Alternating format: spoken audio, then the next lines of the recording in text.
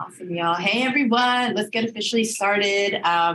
Hello, Happy New Year. Happy to where you're all located. My name is Mel, and I use pronouns she, hers, and I'm one of the co-producers for our, I guess we'll call it our so-called pivoting out of higher ed, career transitions, you name it. It's a lot of different things, but it's really, really good community space. And thank you all for being part of this conversation. So for all the new folks that maybe hasn't been to our events, we welcome you, and also to our followers, thank you, welcome back, love to see you. So a little bit of content, what is this and who we are. So pretty much what this is, as you know, the title is pretty clear. We're pretty much four friends that came together and really wanted to help people with something that's really big feat to accomplish, right? It's career pivot, right? So our our speaker with the most hostess, she's amazing. Y'all know her as LT, Dr. Latanya Rease Miles. She pivoted from higher ed in her Dean of Students role at the end of 2021 to another company outside of higher ed that works with higher ed, right? Colleges and whatnot too. And so she pretty much was like talking to a lot of people about her transition, which is great. And also I was like, hey, let's pitch an idea. Let's have you do a video just to capture this experience, share your stories, and kind of, scale our efforts, right? So we did that. And then she brought in, we all came together, me, Heather, and Mike, and LT are all pretty much been working together for the past year, putting on our videos and our, conversations for everyone. So it's really about balancing, the hard skills of learning what, new roles entail. We have a video on, transferable skills. We have a video on benefits. But at the end of the day, for me, it's really about mindset setting, right? It's really taking a chance of yourself. It's really saying yes to yourself. So like I said, kick back, relax, enjoy. No need to turn your videos on because we really want this to be really casual and just show up being you. And I will pass it along to the fabulous, impeccable, our moderator, Dr. Heather Adams. Oh, wow. Impeccable. Now I have to be on my best behavior because this is being recorded. Thank you so much, Mel. Thanks for giving the context. It's so exciting to be here again with all of y'all and new folks and new faces that we're seeing. This is really, truly just it's like we're all just sitting around in the living room having a chat about some stuff in life that's challenging. So please feel free to ask questions in the chat. Pose something. If you're having a challenge, we'd love to hear about it and talk about it if you're open. So this is very casual, but it's also a conversation about some lessons learned and some reflections from Dr. Rease Miles, who, newsflash, read all about it, has a new gig. And we will get into a lot of that and how that happened and where that's happening and lessons learned through that process. But for those of you that don't know me, I'm Heather Adams. I work at the Aspen Institute. I oversee all our community college transfer engagement. I've known LT a really long time through lots of collaboration, originally from UCLA. At UCLA is where we met. And I love all things transfer. So if you want to connect on transfer, let's do it. But I also love all things first gen. And that's why we're here today, because LT has started this series, as Mel said, about transitions and pivoting out of one career into the next, especially as a first gen professional. So I'm going to yay, Transfer Nation. Thank you, Brian. I will post all those links in the chat. But I also want to just hand it to LT for a moment so she can give a little of her own personal context on who she is and what she's all about. LT? Hey, so great to be here today. Thank you, Heather. Thank you, Mike. Thank you, Mel. Thank you, everyone, for being here. I also want to give a special shout out to any Dallas Cowboys fans because I'm here in the land of the enemy. I am surrounded by Niner Nation here in the Bay Area. But go Cowboys. Okay, having said that, I am Latanya, or LT, and I'll give a little bit of context about me. Feel free to check out my LinkedIn profile, but I spent the bulk of my career working in higher ed. I have a PhD in English. I'm an adjunct faculty member at Santa Clara University. And as Mel mentioned before, my last position working on a college campus was as Dean of Student Affairs. I actually was the Chief Student Affairs Officer at a very small private school here in the Bay Area. And I honestly, after 2020, the years start to blur. So I don't know what year it was, but I transitioned from that position as Dean of Student Affairs to a position at a company called Career Launch.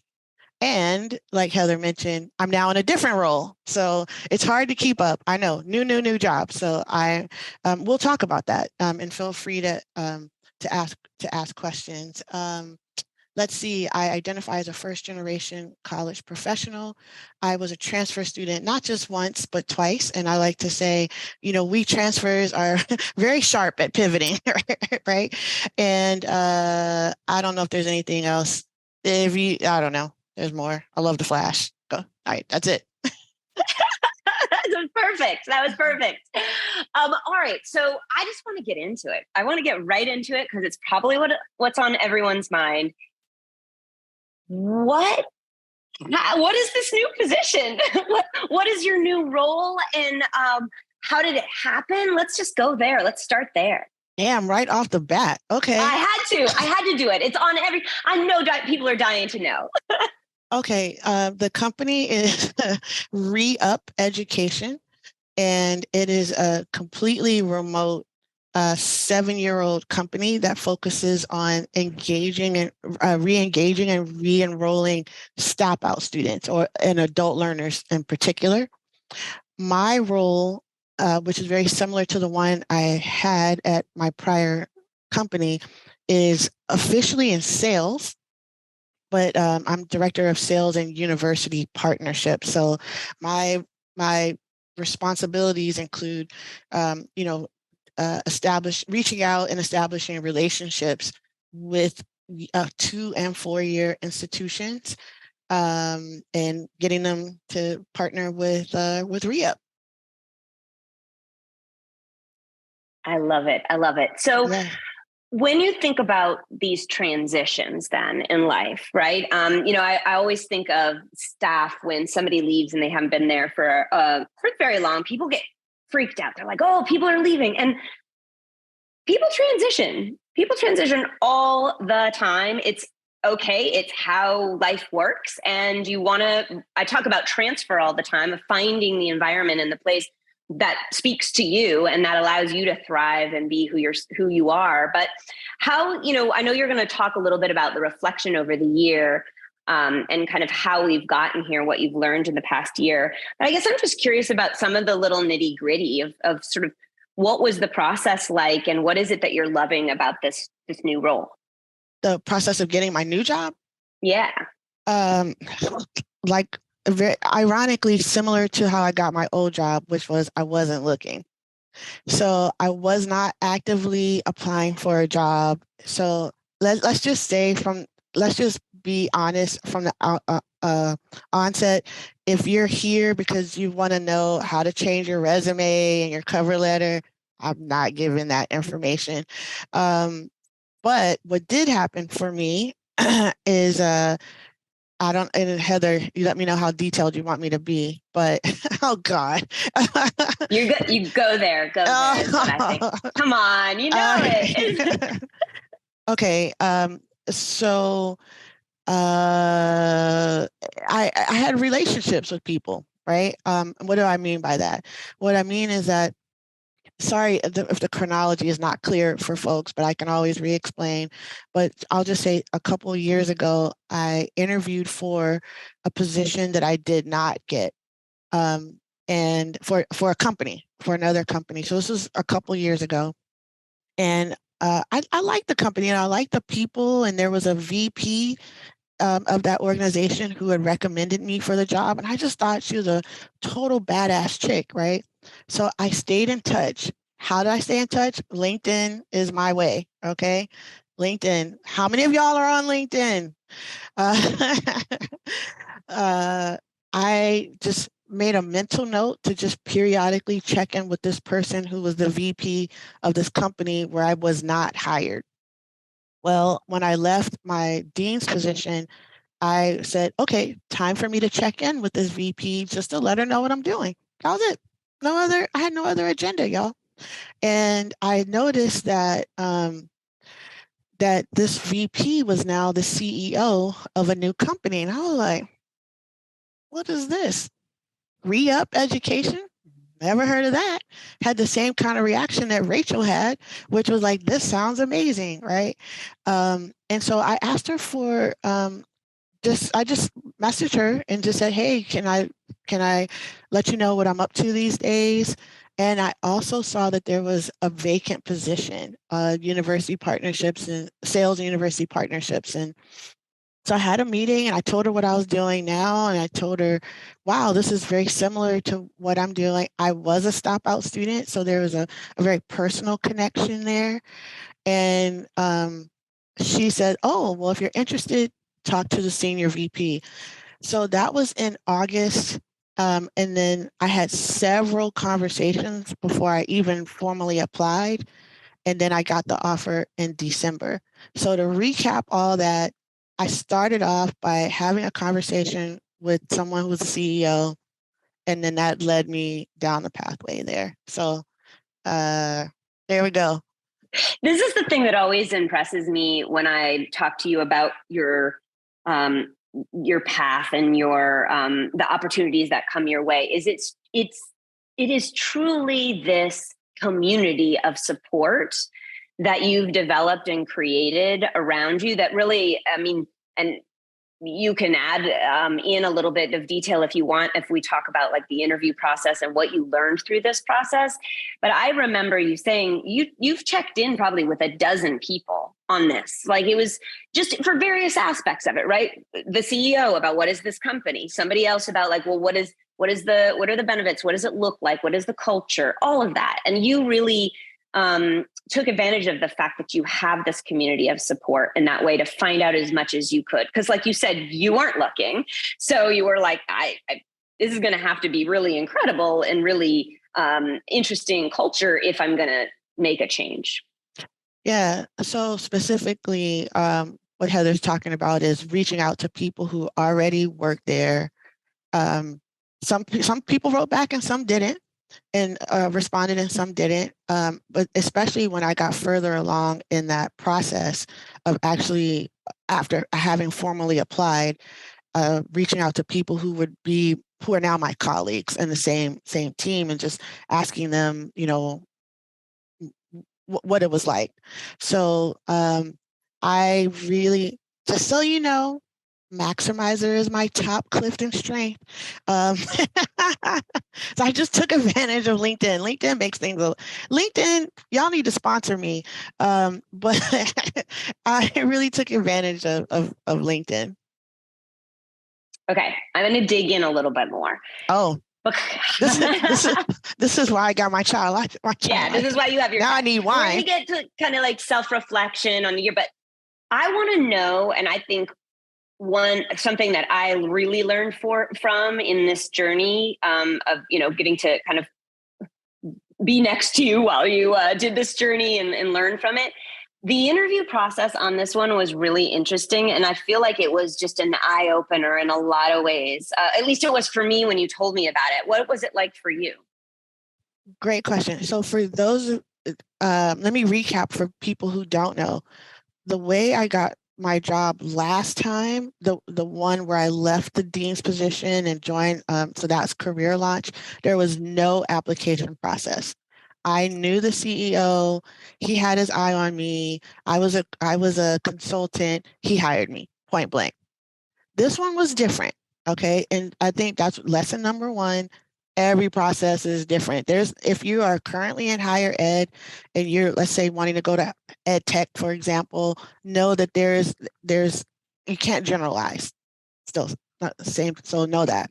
So now I experienced a very different application process where it was more formal. I did have to apply, upload and write a cover letter and all that. But there was a whole other component of them, I had like a homework assignment, and let me know if you ever had to do a homework assignment. Feel free to put that in the chat, where I actually had to create a document. I actually had to create a 30, 60 day, 30, 60, 90-day plan. I had to say who would be the institutions I would target first and why. So that was one thing. And then I had to do a mock pitch, so to speak, in front of 3 people. And the cool thing about that is they actually gave me feedback. Like, let's say that part lasted 20 minutes, and the last 10 minutes, they gave me feedback on what I did well and all that. That was amazing. So that was pretty different. I've never had to do that before.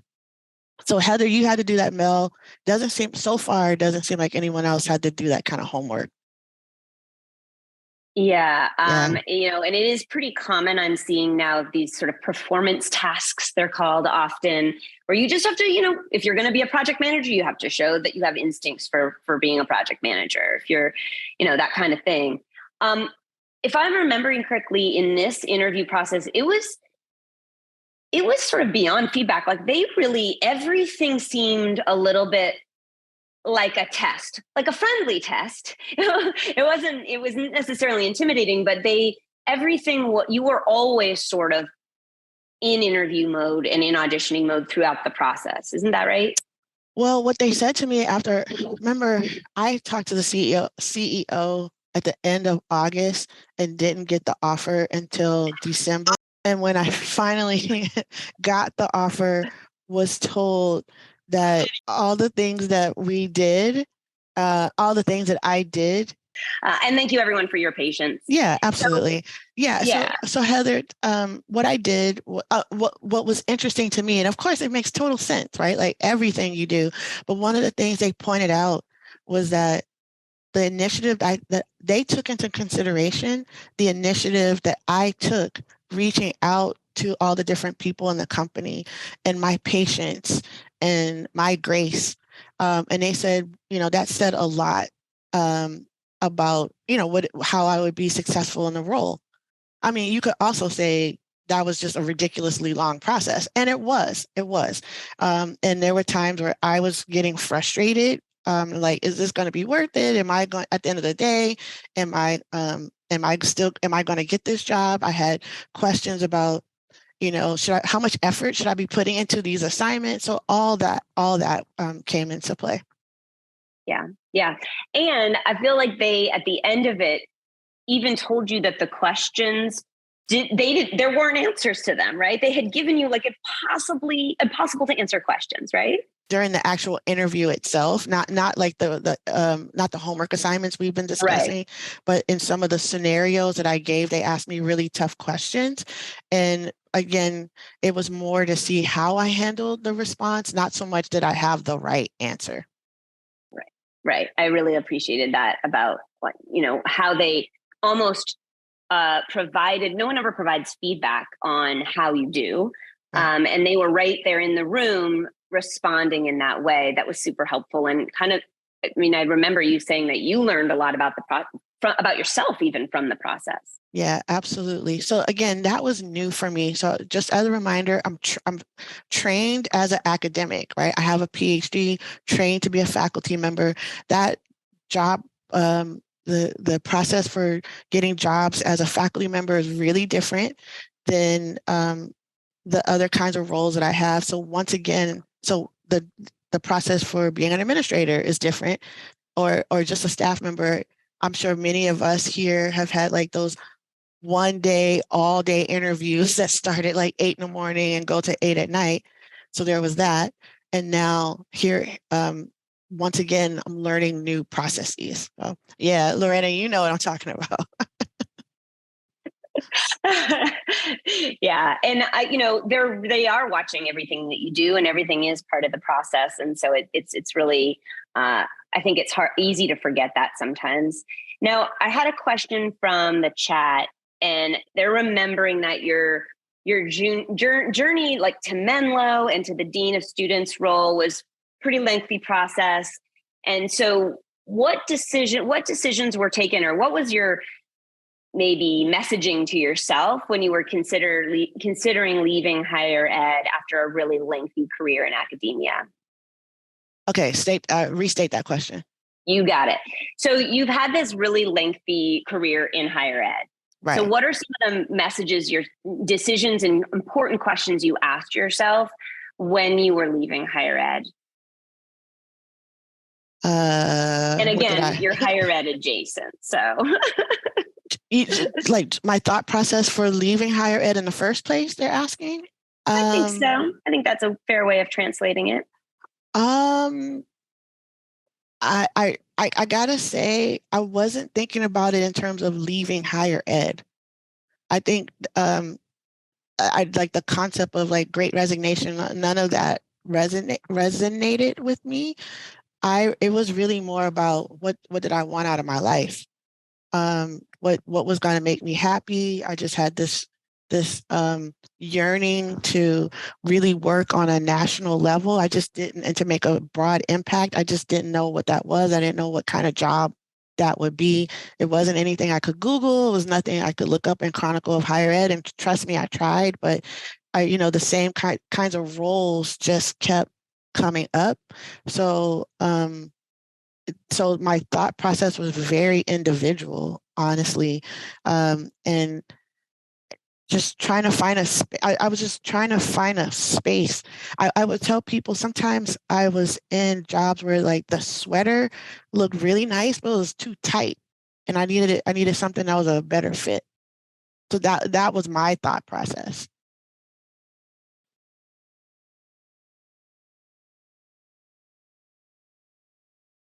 I can't hear you. Yeah, I was like, wait a second. It's like, oh no, it's all good. I don't know. What did you do? As Heather's figuring that out, I will say, Mel, no one asked me for references either time. Not when I left the dean's position to go to my career launch, nor when I left career launch to come to re-up. No reference checks. Yeah, I was shocked. I was so used to that, like phone call or the long forms of, those days I had to write like answer 11 questions on, someone. Yeah, none of that. It's really important. Yeah, like I said in the chat, it's really important. I guess I have a take on like LinkedIn, if I could share really quick. Heather. Oh yeah, go for it, man. Oh, Heather's back. Stall. Who's it trying to stall? Oh, I love it. Well, we'll loop back to your LinkedIn because that's a very important topic that looks like a lot of people in the chat would appreciate hearing about. So I'll come back to that. But I want to get you mentioned something right before my sound went out about not thinking about leaving higher ed. But something else kind of interesting happened because when you're in something for a really long time, folks sort of expect you maybe to return to higher ed, or maybe that's where you should be. You're really good at it. Did you have any of those reactions from folks who know you really well? And what was that like? All the time. I finally I was like tweeting about it at a certain point of people feel it. I think in some ways it's like people think, oh, she's with the bad boy, but she's going to come back around, right? The bad boy being like outside of higher ed. And I get it. I totally get it. In terms of, oh, I have a PhD and I've been in it for so long. I think specifically there's an expectation that I would be a vice provost or even a college president. And I understand that. That's just not my path as of right now. You never say never. I know better than to never say never. But my concern is that I'm going to end up feeling the same way again, which is I want to get back to a big impact and being able to like work system-wide or statewide. Like that is what really drives me. And so I hope many of you are are having those conversations with yourself, like it goes back to what we said a year ago about finding your zone of excellence.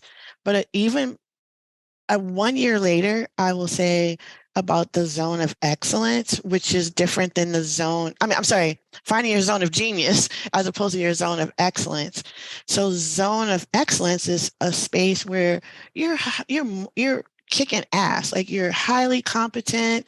People know you for this thing and you get rewarded for it, but it doesn't like fill your soul. So for me, I was looking for my zone of genius, which is that thing that like gets you excited all the time. So I would say you gotta bet on yourself when it comes to that and trust it. I think I understand it's very nerve wracking. You could like feel like you're standing on the edge of something and you're not sure what's on the other side. That I think is what keeps people in their zone of excellence as opposed to the zone of genius. I 1 year later really feel that. Mm. Mel just put the link. If you're not familiar with that book, Mel just put the link in the chat. It's really excellent, and I love that reminder about the role of genius and and kind of finding what really excites you, really versus just maybe what you're good at, or and it's beyond that passion. It also, what I like about this book is it doesn't talk about like your passion exactly. It's like what sparks joy. It's like a little bit of the Mary Kondo thing. Yeah. Okay. So so far, I mean, I've heard like a gazillion lessons, but we've got like lesson 1, every process is different. Lesson 2, it's okay to transition. People do it all the time. Lesson 3, you're not your role. Lesson 4, maybe bet on yourself, find your zone of genius. Now I want to talk a little bit about your mini breakdown. I knew it was coming. I'm so sorry. I had to talk about it. So there was a moment in this process. It was the shortest meltdown ever. But what was happening? What happened? What was going on there? What had happened was during that long process that I had when I was interviewing with Re-Up, another fantastic opportunity came up, right? And it goes back to what I was just saying. It was more traditional, and it was in fact back in higher ed. It was a vice provost of academic affairs at an institution that is striving, has a student body that I want, in a location where I wanted to be, right? And it was it was the kind of position I think many people would say I should have, right? And so I had the meltdown was like, what do I do? Should I keep going for that position versus this, even more greater unknown with re-up education? And that was really hard because I'm generally, I don't like to disappoint people, and and there was some folks who care about me and I care about deeply, who were like really encouraging me to consider that vice provost position. But I withdrew. I withdrew from that process, and I didn't lose any sleep over it. I don't think, oh damn, I should have stayed with it, But I felt, if in some ways, it felt like the universe was testing me a little bit. It was like, okay, you think you want to keep going over here? I'm gonna put this other opportunity right here. But it ultimately it felt good to not go in that direction. Heather laughs at me because she was like, that was the lamest meltdown ever. She's like, how many jobs did you apply for? I was like, one. I was gonna go there. I wasn't even gonna do that, but I was gonna get into it a little bit without getting into the details. But I did. I said, all right, she said, I don't know, I'm having this meltdown. I'm like, all right, oh wow, we got to get on the phone. Like, what's going on? It's like, okay, what happened? And she said, all right, this I applied to this job. And I was like, oh, okay. I'm like, how many? Did you send out like a lot of applications? No, just this one, but it's a meltdown. I'm feeling so that is, if that's what a meltdown looks like, then I have a meltdown every day. But so I appreciate you sharing that with us. But I think you're pretty clear on what's interesting to you, what excites you, and kind of what mission-driven work you want to do. And so I think that's why your meltdown was short and sweet, because you could see immediately that even though this sounded wonderful and beautiful on paper and maybe is a great role, for you, it wasn't going to fit at that time. Absolutely. And Mel says in the chat, she calls that inner voice the whisper. She's had that feeling when she was job searching and thought for a moment that she maybe should have gone back to higher ed, but then you realize you're like, oh, no, thank you. That's great, Mel. Before we kind of go in a little bit more self-reflecting over the last year and kind of what are the primary lessons you've learned since the last time we talked when we started season 1 of this whole pivoting out of higher ed, are there any questions that the group has about what we've asked so far, what we've talked about so far? It's been a lot. We've talked about a lot of things. I'm curious what's resonating with folks and what they're thinking. Feel free to raise your hand or unmute yourself or put something in the chat. We'll give it a minute. Yeah, I'm really curious what people want to know. Yeah, what is it that you want out of this conversation today? Why are you here? Yeah, exactly. Are people in a transition themselves? Is that what's going on? Are you thinking about diving into one?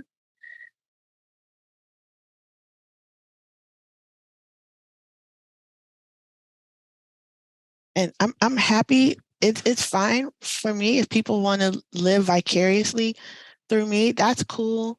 But I suspect you're here because you may be thinking of something yourself, right? So go ahead.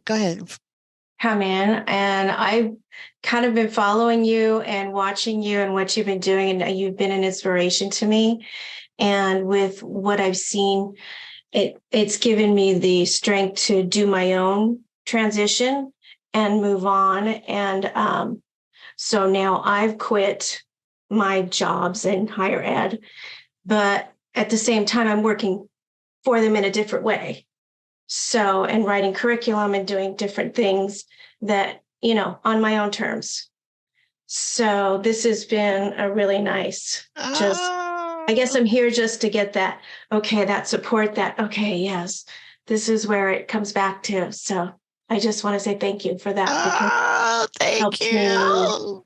I got goosebumps. Thank you so much for being here and sharing that. Go ahead, Heather.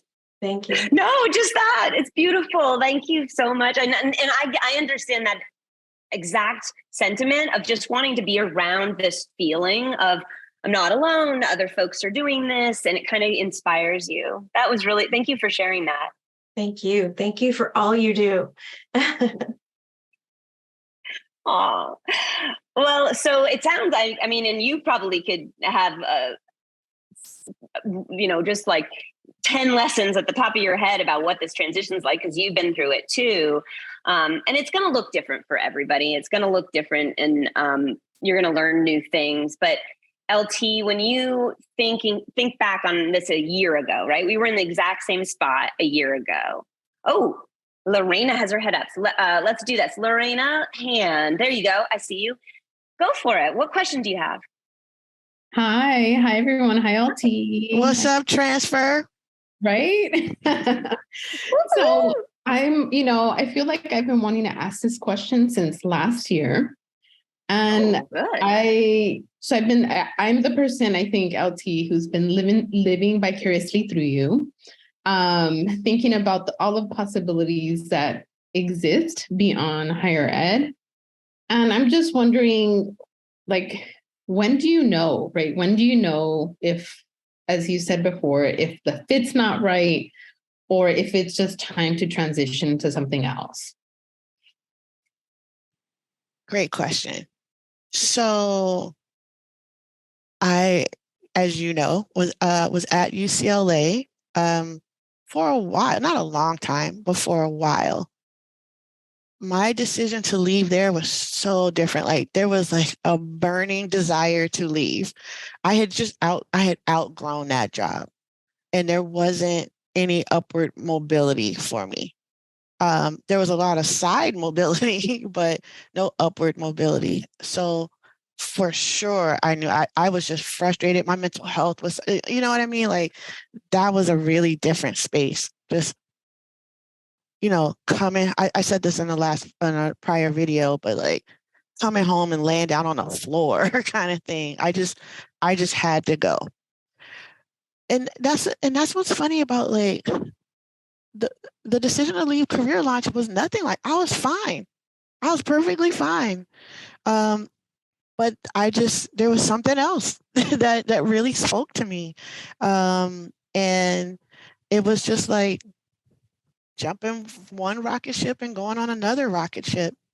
It was just as simple as that. I'll say it was just something when I saw the job description, something just spoke, and I just raised my hand. I think it helps that I had the comfort of not suffering in my current job.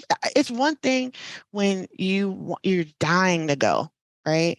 You're just in a different mental space versus I'm just talking to people. It feels different. Does that make sense? I'm not sure if that's how it was for me. I'm not sure if that satisfies the question you're asking, but these were different kinds of pivots. Okay. Thank you, LT. Oh yeah, sure. And it looks like Rachel has a question. Hey, Rachel, I see your hand up. Thank you. Hey, LT. What's up? I'm just building off that question. I want to go back to your initial pivot where you were collapsing on the floor. I'm right there on the rug. Okay, we here with you, boo. We here with you. And I just want to know, how did you sustain hope? How did you, I don't know, I feel like I'm not even shining as bright as I could be in interviews because I'm so burnt out and resentful and all the things. So I'm just wondering, how did you wrestle with some of those weighty emotions and still sustain hope while navigating your transition? That is such an important, first of all, thank you for sharing that because you are not alone. And it was so important. And I think it's so easy now. It's easy for people to forget. Like people are seeing me now and they're going on LinkedIn like, oh, LT, how many new jobs have you had? Without knowing or remembering how many jobs I didn't get. That's what we got. Like, I applied for so many jobs when I was trying to leave UCLA, and I was a finalist so often. And so, I'm past that now. And so it's like, oh, look at LT. But, I was on the floor having to like pull myself up. I was leading a team of all women, mostly women of color. I knew they were watching me. I had to fix my face every morning and show up. And try my best not to feel resentful. So back then it was really a matter of connecting with people who got it. This is how it led to the four of us getting together, like just checking in with Heather. Heather has been on the floor herself, and Mel as well. And so finding other people who understood my situation was really, really critical. And I just had to stop personalizing. I couldn't personalize the rejection. I think I've seen this before where other people see a job, they apply for it, and they already in their mind start moving and start like looking up schools in the area. You can't do that. I mean, you can, but it's just don't personalize it because you just got to move. You just got to be able to move really quickly. And Rachel, can I tell you, because I'm not sure if I said this before, I even got to a point with one of those jobs, we talked salary and they did not only a reference check and a background check, and I did not get that job. That was hard. That was hard. That was really hard. Yeah. So I'm welcoming all this good karma. This is my time. I was due. 100% you were. Oh my gosh. Thank you for getting in there, Rachel, and asking that. And you're not alone. We are right here. So if there are other things you want to talk about, let us know, because it also just helps to share it with other people who get it. But I like that lesson of, don't personalize rejection. It's like you kind of have to grow the skin of a rhinoceros. A little bit. I was an actor before this, and I was rejected like 40 times a day. And the only way that you survive and you're not on the floor every time is that you can't personalize it. You have to go in, leave it in the room, do everything you can to do your best job, leave it in the room, and then know yourself and let it go. But that's easier said than done. There's some great stuff. Yeah, go ahead, LT. It is easier said than done. But speaking of acting, it's so ironic. One of the books I read that really helped me was by Jenna Fisher, who I love. Jenna Fisher from The Office. She played Pam. It's just so random. I read her book and it was so helpful because she talked about being rejected. Again, she's a good role model. Like we all know her from Pam in The Office and all that, but she was barely scraping by until she got that role. And she talked about like creating opportunities for yourself while you're waiting for that big offer. So so Rachel and everyone, that's another thing that I did too. So if you kind of go back and look at that period of time, I created the Black First Gen Collective. I really focused on the Empowering First Gen. So I was trying to create activities to keep myself busy, which have all paid off, right?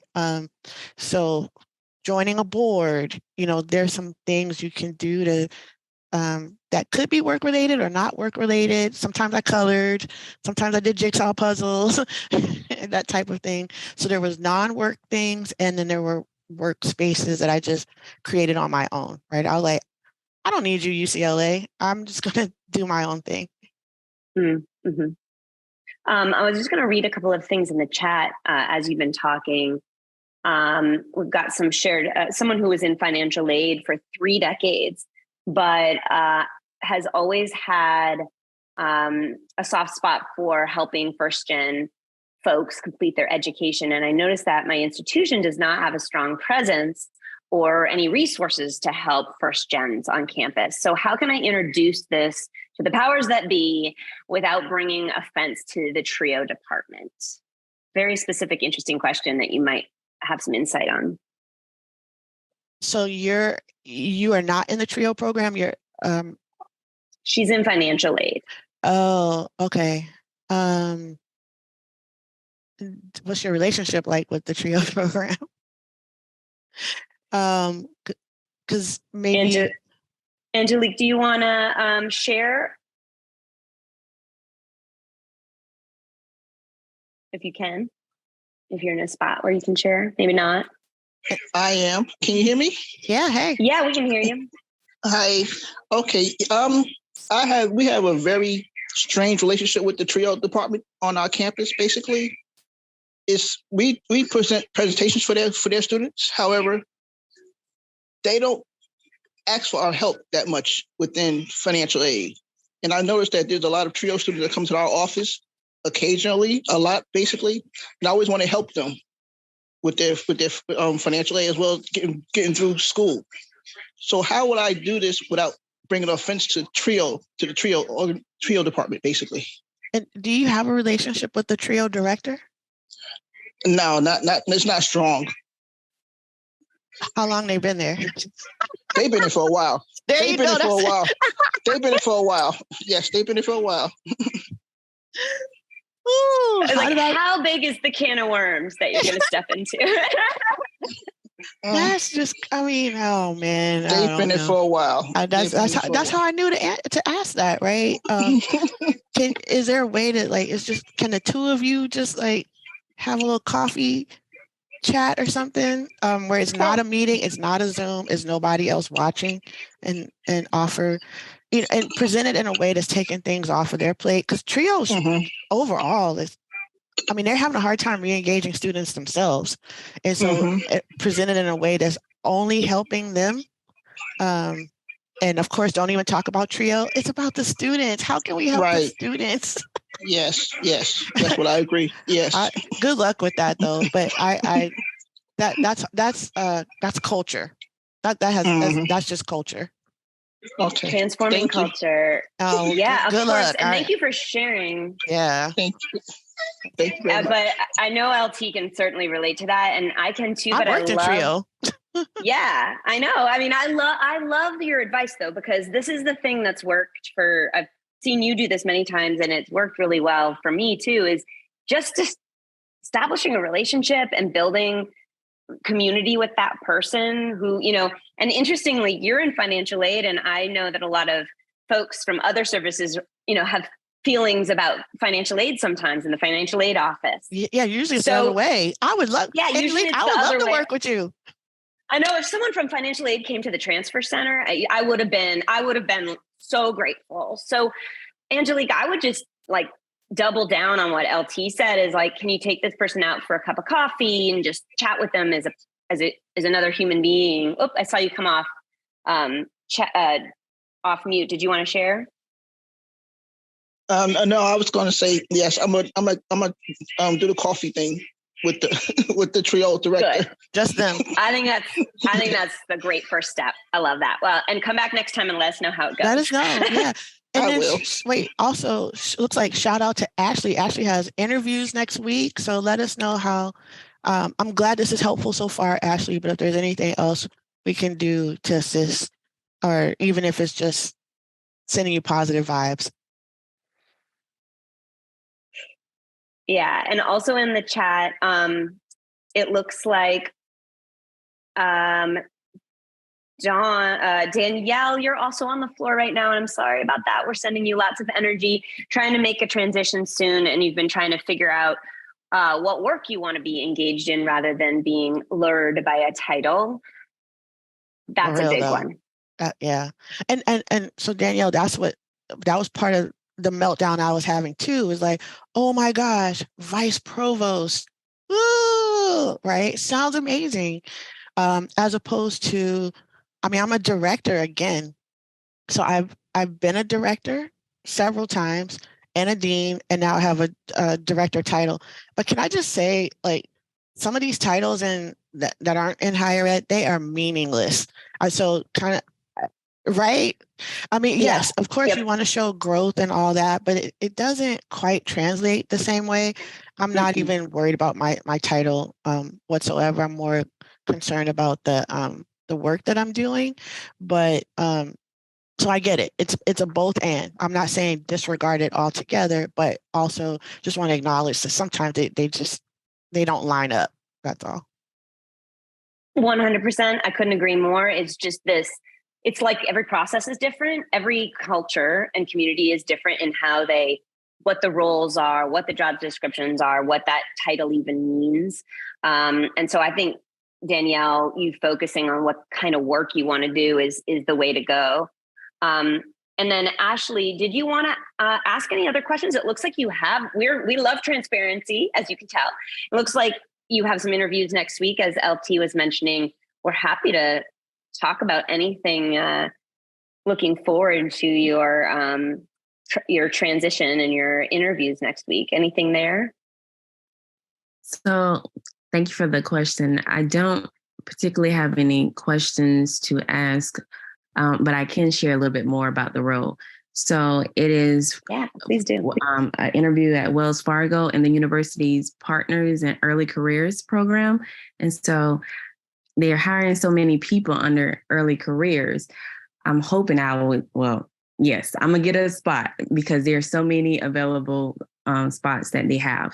And so I already work at a program on campus where I'm establishing where I had to help with scholarship funding program. And so everything I'm doing now as far as mentoring, coaching, career advice and giving to the students now, it's going to be for the program at Wells Fargo for the early careers. And so I can use a lot of transferable skills, and I always want to get in the banking industry. So love it. I'm excited. I love that.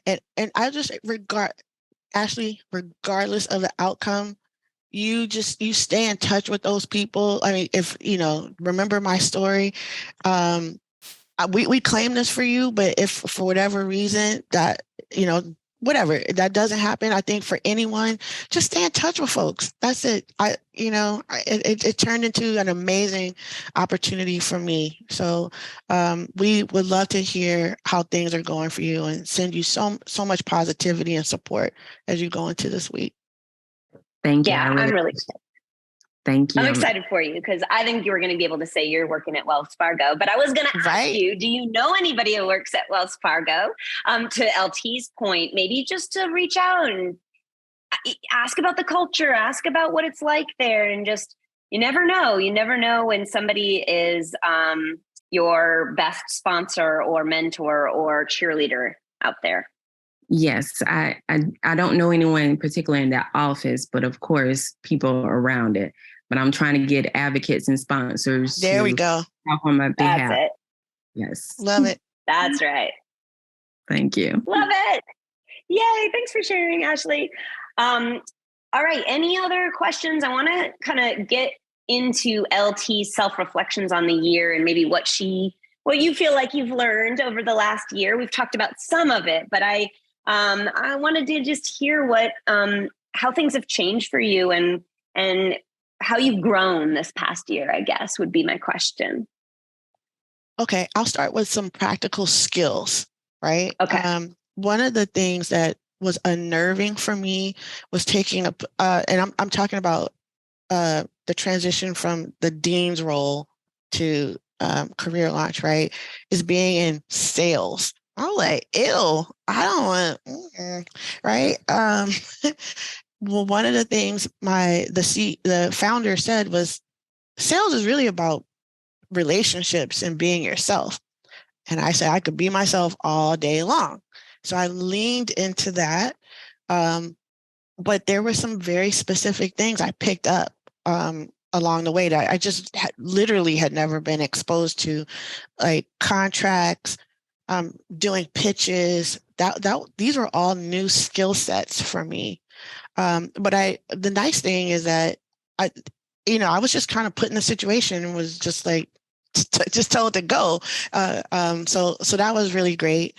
And then of course, those specific skills helped me get the role I have now, which is, is even broader in some ways. So that was new to me. So there were moments where I was like, oh my gosh, I'll never be able to do a pitch all by myself. And like 2-3 months in, I was running meetings on my own. So I felt good about myself with with regard to that. So that was really helpful. What else did you ask me, Heather? Just how you've grown over the last year and what you've learned. But on that point, I mean, It's a learning curve, right? It's gonna be challenging. I'd say that I feel like I'm talking to when I talk to transfer students, I'm always like, transitions are hard. Like sometimes they're wonky, but that's life. Life is always transition. You're gonna learn new things and new skills and skills and qualities you didn't even know necessarily had a name or that you had. That's why I love that transferable skills conversation about like, oh, I just haven't done it in this environment or with this set of tools. Yeah. Yeah. And it's just a friendly reminder that your first, truthfully, I'll say it this way. Your first 3 months on your job is not really your job. And you really don't know your job for at least 1 to 3 years. So, so just when you start to panic, you're like, oh yeah, you're still just learning. So it, just had good reminders for that. But overall, I felt really confident. I made some really strong connections in that role. I don't know if Kamara is still here, but Kamara Jackson was one of them. And I met some really just amazing people over the past year that I wouldn't have otherwise being in that role in career launch. So it exposed me to career services, which I hadn't worked in specifically. So I'm really grateful to have learned this whole other area. And there were some really strong women that I got to know last year, and particularly some women of color and some Black women that were just in my corner. When I think of 2022, that's what comes to mind in particular. So just want to shout out and acknowledgement for that. But again, I never felt there really weren't moments where I'm like, I am outside of higher ed. It didn't really feel that distinct for me because of the nature of the work. Very similar to the kind of role Ashley is applying for. Like Ashley's role is still higher ed adjacent.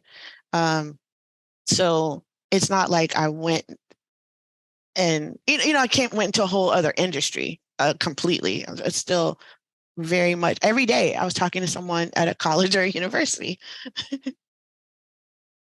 And I would say I was browsing some jobs in tech the other day, just because I was actually checking out websites and I liked the website and it had a job posting. And so I was reading them and I was thinking, if you know your zone of genius and what drives you, like that mission driven, purpose driven thing that's in you, it could be in any industry, like higher ed and education. If that's your driver, there's opportunity all over the place. Google hires educators because they want to get your perspective on things for whatever tools they're creating. So I just, that was something important to realize for me. And I just was realizing it just earlier today, reading some stuff and thinking, I could see applying for that. It's not a job I would ever think of doing. It's in tech. It's not something I think I'm good at.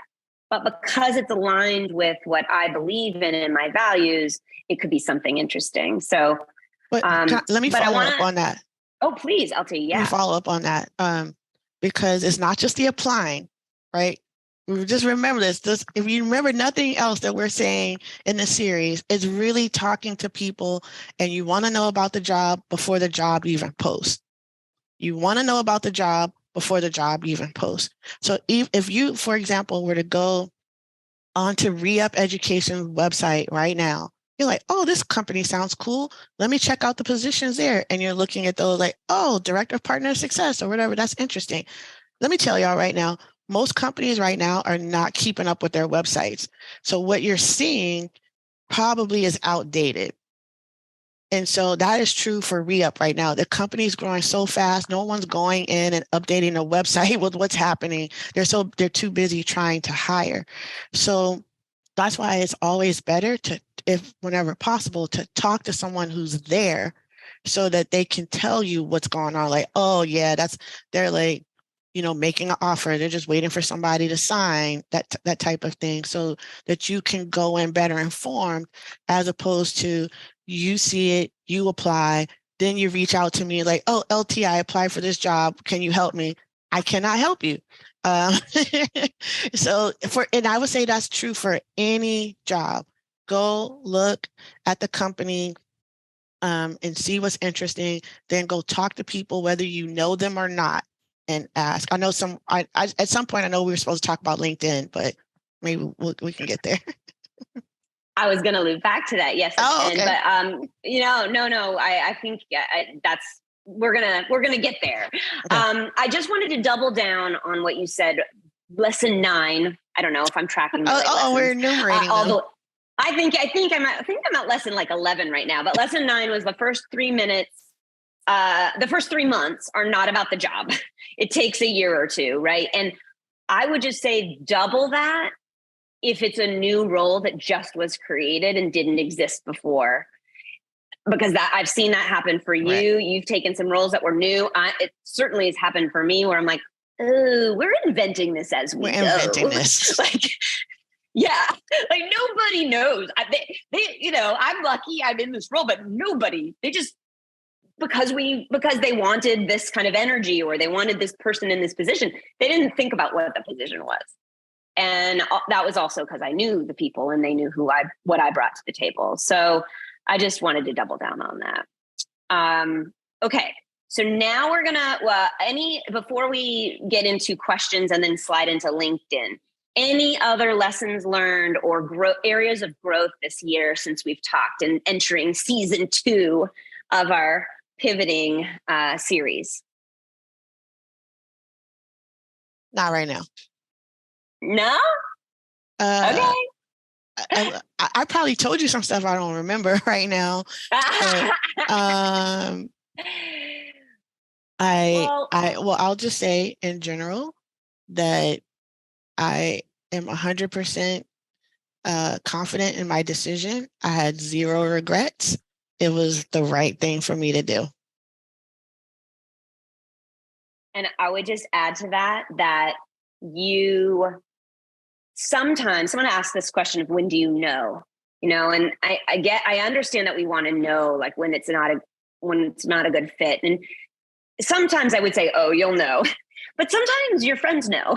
Sometimes you don't know yet. And sometimes it does take utilizing your community, talking to folks to realize that it's not maybe feeding you in the way you thought it was going to. So just, know that sometimes you'll feel it and sometimes other people can see it even before you do. Excellent point. All right. Yeah. All right. So we've got some questions here in the chat, and then I'm going to get to LinkedIn too. Someone want to tell my employer that it takes time to learn a role because I'm at 2.5 years in a new role in a new department and they're expecting miracles. Oh, Danielle, I'm sorry. They don't deserve you, Danielle. They don't. I'll call them up. Tell me, send me their phone number. I'll call them up right now. All right. Other questions, other thoughts. Oh, and I see Mel put some great resources in the chat.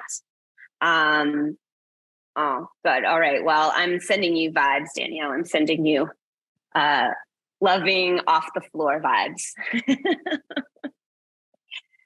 Before we get into some nitty gritty on LinkedIn and hearing Mel's advice about LinkedIn, I just want to see what other thoughts and what else is resonating here when you hear LT talk about her experience or when you're experiencing your own pivot.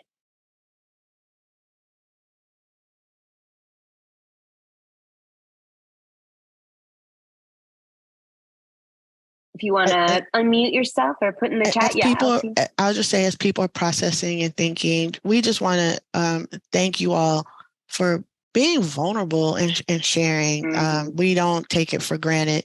And I think this is one step that you can take. So. Absolutely. And just listening and being part of the community is part of it. So if you're not even sure what questions to ask, that's also normal. Mm-hmm. Like I come to these things, I'm like, I don't have any questions. And I know, and then I ask, what are your questions when I'm leading things? But you just don't know. So just talking it out can be the best sometimes. But I have some other questions for LT. Just want to give folks a chance to chime in And I love Mel's messages in the chat. Thank you for keeping on that, Mel, and letting everybody know that we love this community. And LT, you should go through this chat later because we've got some new folks here. Okay. Like I know Kimberly Snowden was here for the first time and a couple of others. So you should check. Yeah, so you should check out the chat of people were answering why they're here and why they appreciate it. Yeah. I did see Lorena's comment right now. Yeah, normalizing some of the fears and feelings that you've been having. Wow. I'm so glad.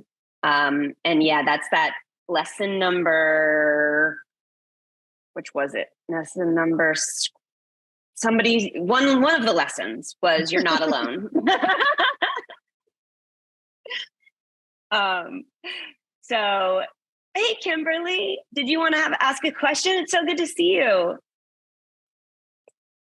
Hi, I just joined in after had a call, and yeah, I'm just really enjoying the conversation and just appreciate the insight that's being shared since something that came to mind during the Great Resignation. There was quite a few people I knew that left like specific institutions, and maybe like a third went to another higher ed institution.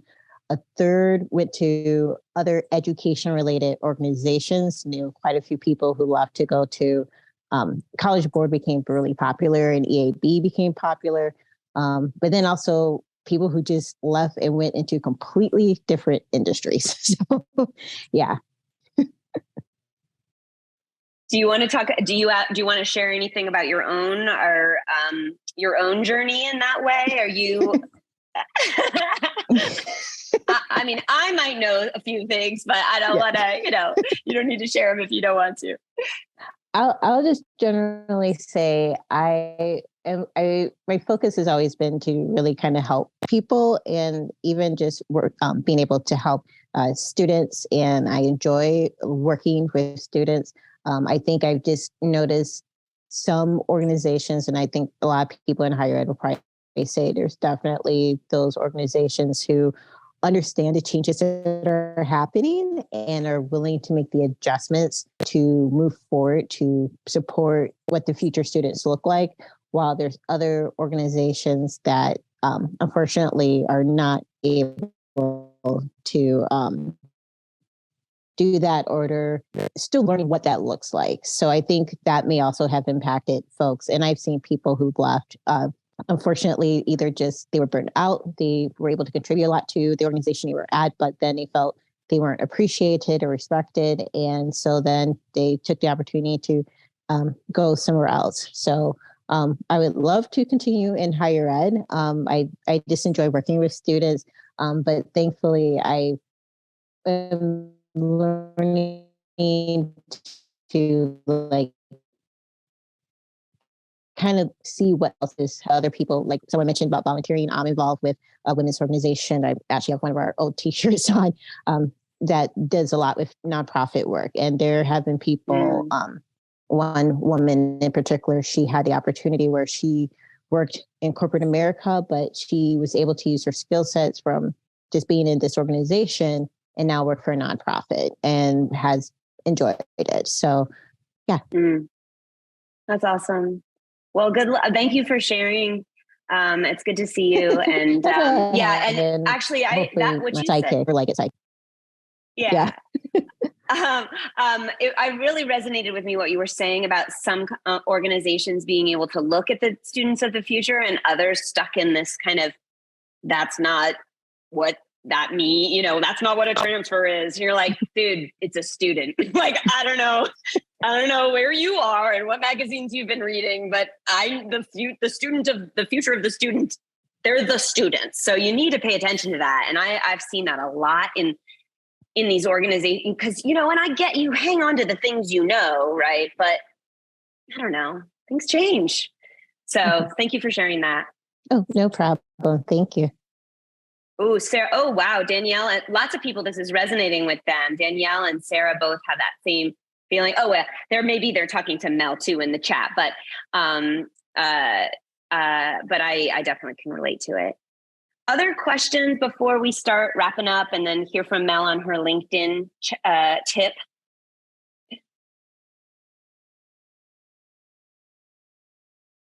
Okay. So, Mel, NLT, you are a LinkedIn superheroes and experts. Well, at least compared to me. So we want to hear from you. Tips and tricks I guess this is the thing about networking and connecting with people. It's about building, you said it, LT, it's building relationships. And that's why I use the word community versus network. Because it's your friend, it's people that you're chat with. So maybe are there tips you have or ways you would suggest people kind of frame their relationship with LinkedIn that could be beneficial?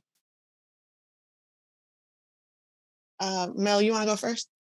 Okay, yeah. Okay, I'm trying to break this down. Okay, so my mindset with LinkedIn, before I even touched it, before I even made it fancy, and when I was doing my job, career discernment, I needed to figure out what I think I wanted to do, or so I actually talked to a bunch of people one-on-one, and to really understand what they did in their roles. I knew I didn't want to chase after titles. If that made sense, because I was trying to pivot. I was interested in going to tech, and when I read all these descriptions on LinkedIn, I got real overwhelmed. I was like, what are these big names, these big terms? Scrum, implementation, solution. Like at the time, I didn't know what it was. So I just had to go back to like what my strengths are. And that is like community building, right? And getting to know people one-on-one. What's my strength? I'm really good. What is it? Developer. And yes, I'm like introverted, extroverted. So I really wanted to utilize me like maximizing that space with one-on-one with people. That's what I love like best. So I talked to a whole bunch of people. I wrote down a list of all the people I knew. And then what I did was, before and after I talked to them, I actually looked at their LinkedIn. So what I did was I studied their LinkedIn and I asked them on the calls, what are some tips? So I'm that kind of nerd. I like literally studied the people who transitioned into like, a new career, into whatever they did, and saw how they wrote their bullet points. And then number two, in resumes, right? Higher ed, we love our 1+ page or one, plus one, plus 1, plus 2, 3 pages. In for my career, I had to minimize that to one nicely summarized page of my experiences. So then I use LinkedIn to like extend like another bird, like to extend my skills, right? My volunteer, my opportunities. So it actually helped me with my resume to really understand what to prioritize on my resume. And then I put everything else in LinkedIn. But like I said, before I even touched LinkedIn, for me, I had to really understand like what I wanted to go into, talk to the people, studied their LinkedIn profiles, and then made it my own. And also it's important to like ask people to look at it as well too. I asked like a few people, hey, can you like check this out? And everyone's gonna have an opinion, but I just turned to people who I trusted, so I didn't get overwhelmed with too many opinions. So those are my tips. LT, to you. Great advice, especially if you're looking to transition to a different industry. I was just superlative. My first point is that you're not stalking anybody. LinkedIn is inherently a social media platform. It's meant for connections. And so some people may worry like, oh, I don't want them to know that I'm looking. Like, come on. Yeah, you gotta get rid of that. It's LinkedIn. It's for connecting. It's okay that somebody saw that you're looking at them. And so if that's a fear, I hope to alleviate that. So even for me, I actually click to see who's looking at me, not because I'm upset all the about it. time. Yeah, exactly. I'm Of like, course. okay, I'm curious, what's like, up? ooh, who's this person? Who is this person? And if there's something like potentially cool, I may even message them and say, hey, or connect. Right. So it is a social space. It's okay. Like accept that it's a social space. And don't just follow people. If like identify people who you like, that's cool. But connect with them. Sometimes you have to click on the 3 dots to actually connect with them. So yeah, and you don't need to pay for LinkedIn Premium as well. So I've just found that you can create connections either like in someone's messages or in the thread and conversations as well. So you might see an interesting post and you can comment on it, or there's someone that you can at. Let's say you post something and then you tag them in it. You want to draw them into someone. That's how I got to know Tarian. He did that to me. He was like, oh, these are some women that I admire. And he tagged me. And I was like, oh, who is this person? And he and I ended up doing something together. So it is kind of like a social playground. Like think of it that way. And you need to know that you're building your brand. And I know sometimes people freak out about that, but anything you do is part of your brand anyway. So you might as well take control over it and be really thoughtful and intentional about what you're posting, whether it's on any social, we're talking about LinkedIn, but what you're posting on Instagram or Twitter or what have you. Everyone will start to know you for that thing. And the more you do it, the better you'll get at it. You will never know from looking at my LinkedIn that I was LinkedIn avoidant 2-3 years ago. You would never know that. But I post once a week. I make a point to post once a week. It helps me in the work that I do. It helps me meet new people. So, and I happen to be an extrovert, but I don't think you have to be an extrovert in order to do that. Those are some of my tips. Let's just start thinking about what circles do you want to be in? Like what areas do you want to explore and get to know, so that when a job does become available, you're already in the space, if that makes sense.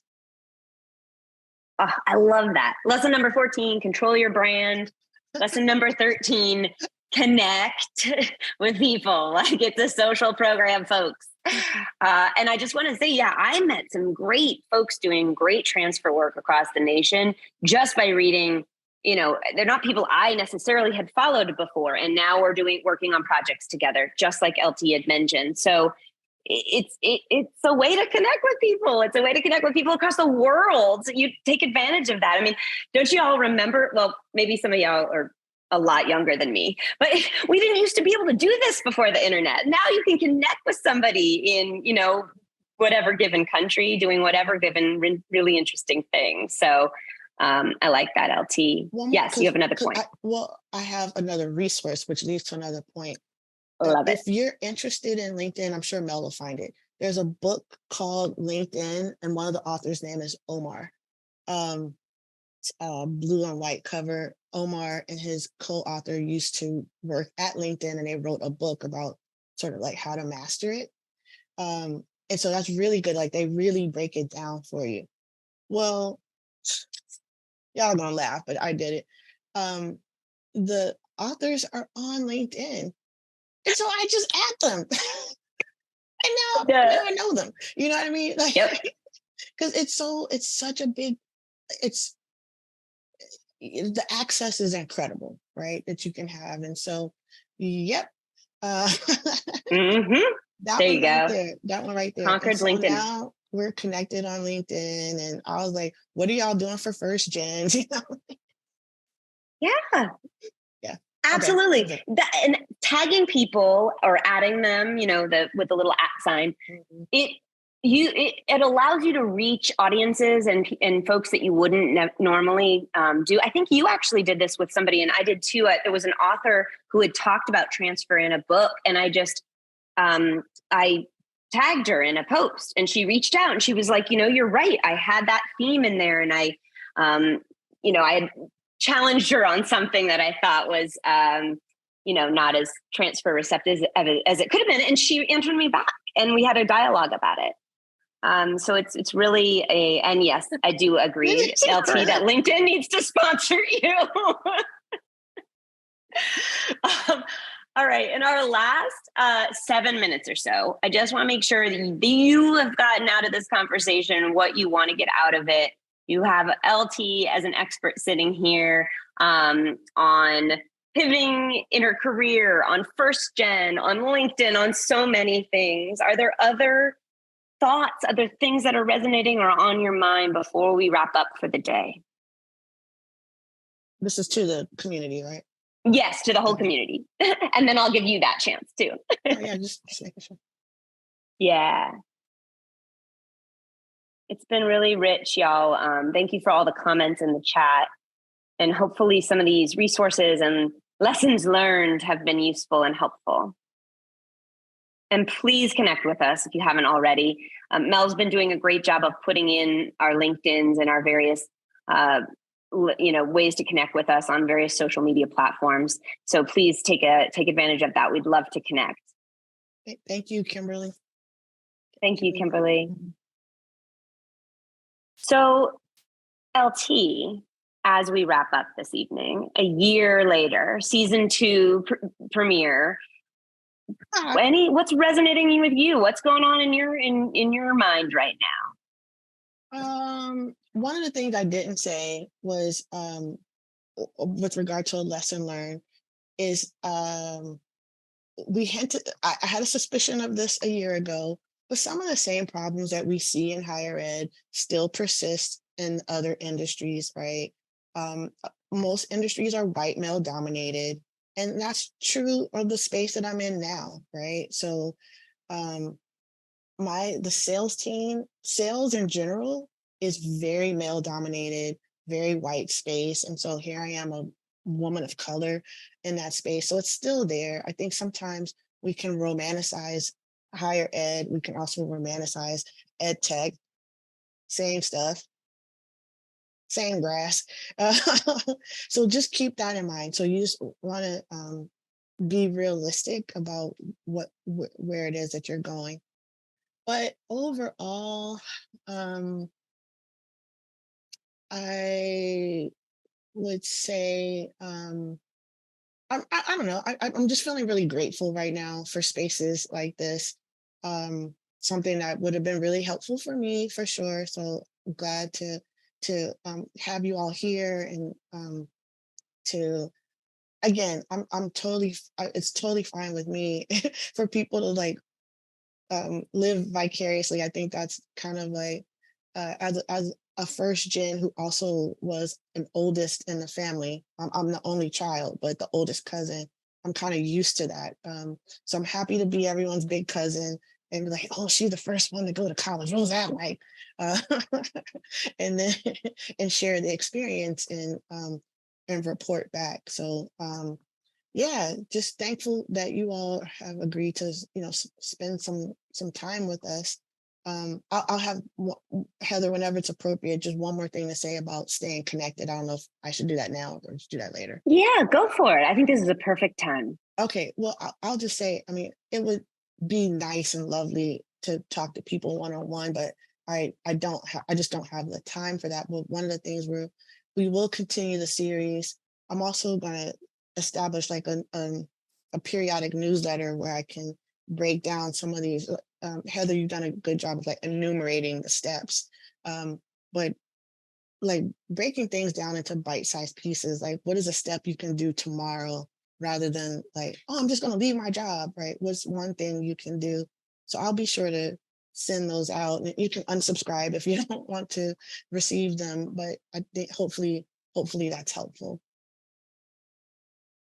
And I love that. I love that. Connect with one another. Yeah. Yeah. Throw your LinkedIn. Some folks are putting their LinkedIn links in the chat right now. And it's great. I love being able to connect with you all. So keep that up. And let us know if there are topics you want us to focus on for season 2, right? So, we don't do a lot of these, but we try to put a lot of intentional thought into them. And we just, again, want them to be the conversation that the folks in the room want to have. We can talk, but we also want to know what's on your mind and what you need. I know Mel I don't know if Mel's sending out the survey now or later, but there is a survey that's coming. Mel and Mike, our producers, is there anything you would like to share before we wrap up in our final minute?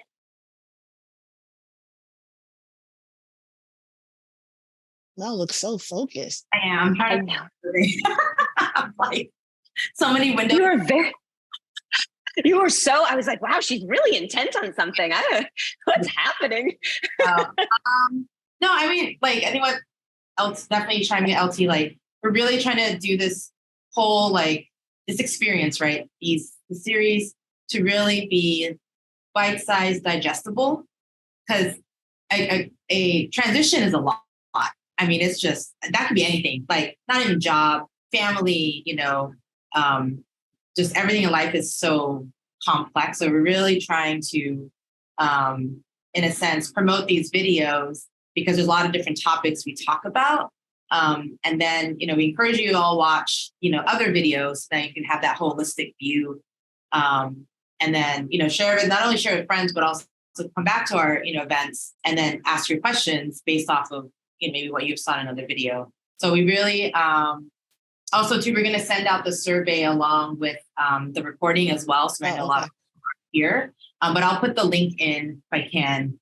Actually, no, there's an issue with Google Forms, but it's okay. But we really look at the survey because we want these also to be very relatable and also to fit, your needs. Right. So there's topics you're really interested in. Check out the other videos and see if we covered it. But if you want something deeper, we could do a deep dive as well. So, and I'll pass. Absolutely. Yeah, I'll pass it to Mike. You got anything? Co-producer. No, I think it's been a really valuable conversation. I think for those of you who are still in the room, like I'm sure there are other people who you think are going through similar experiences, and so we appreciate every time that you like any comment from LT or anytime we share the video, helping in widening the reach to other folks in your community. So thank you. Love it. That's great. LT, do you want the final word as folks sign off for the rest of their Sunday? I do not, except for I just thank you again and go Cowboys. That's it. Go Cowboys. Thank you all so much for your time and your attention and your thoughtfulness. We love this community. We love that you're a part of it. And we can't wait to see you next time. Thank you, Heather. You're the best. Thank you. You got it, LT. Thanks, everyone.